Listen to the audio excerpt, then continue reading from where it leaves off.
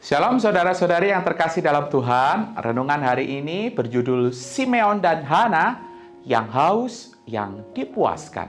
Bahan bacaan kita terambil dari Injil Lukas 2 ayat 21 sampai 40. Ketika saudara merasa haus, maka saudara ingin segera minum untuk menghilangkan rasa haus tersebut. Setelah minum, saudara akan merasa puas. Rasa haus menandakan fisik saudara membutuhkan sesuatu, dalam hal ini air, untuk memuaskannya.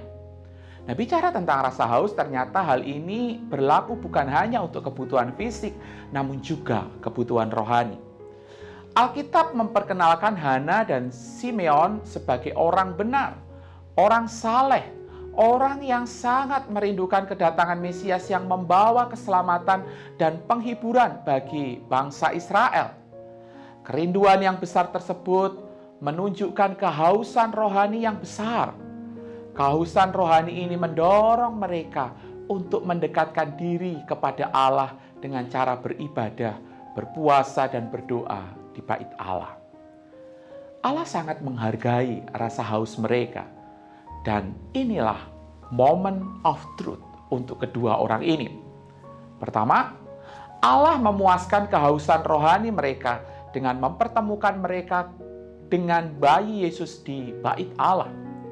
Pertemuan yang wow, yang fantastik, spektakuler, dan tak ternilai, sampai-sampai Simeon menyatakan sudah siap mati dalam kepuasan dan kedamaian karena telah bertemu dengan Yesus.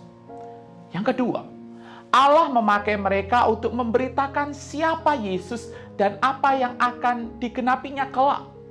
Dengan lantang mereka memperkenalkan Yesus sebagai keselamatan yang berasal dari Allah, terang bagi bangsa-bangsa, dan pembawa kelepasan bagi umat Allah. Bahkan Simeon menubuatkan pelayanan Yesus akan mendatangkan kebangkitan rohani bagi Israel, namun juga perlawanan yang menghancurkan hati ibunya, yakni kematian di kayu salib.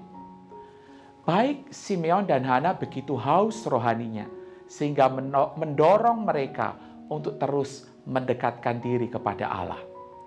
Dan kabar baiknya adalah Allah menjumpai mereka dalam rupa bayi Yesus, sehingga kepuasan sejati mereka alami. Bagaimana dengan saudara?